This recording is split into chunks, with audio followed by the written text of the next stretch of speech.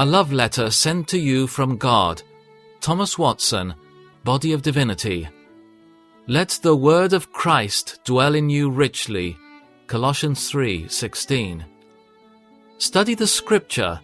It is a copy of God's will. Be Scripture men, Bible Christians. Search the Scripture as for a vein of gold. This blessed book will fill your head with knowledge and your heart with grace. There is majesty sparkling in every line of Scripture.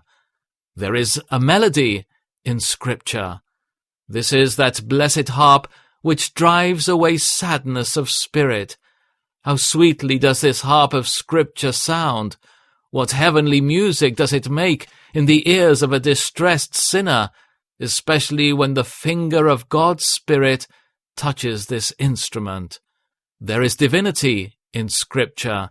It contains the marrow and the quintessence of true religion.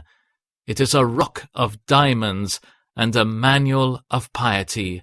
The lips of Scripture have grace poured into them.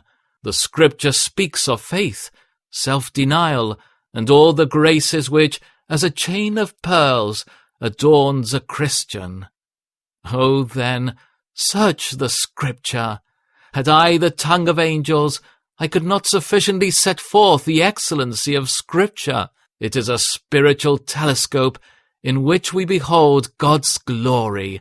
It is the tree of life, the oracle of wisdom, the rule of godliness, the heavenly seed of which the new creature is formed. The two testaments, says one, are the two breasts which every Christian must suck, that he may get spiritual nourishment.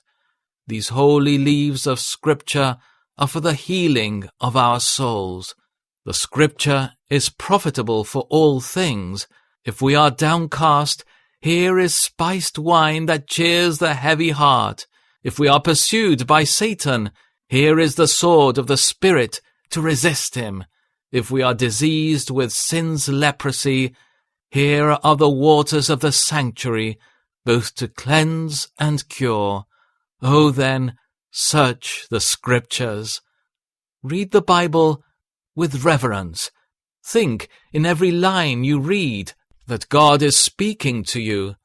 The ark wherein the word was put was overlaid with pure gold, and was carried on bars, that the Levites might not touch it. Exodus 25:14. Why was this? But to give reverence to the word. Read with seriousness.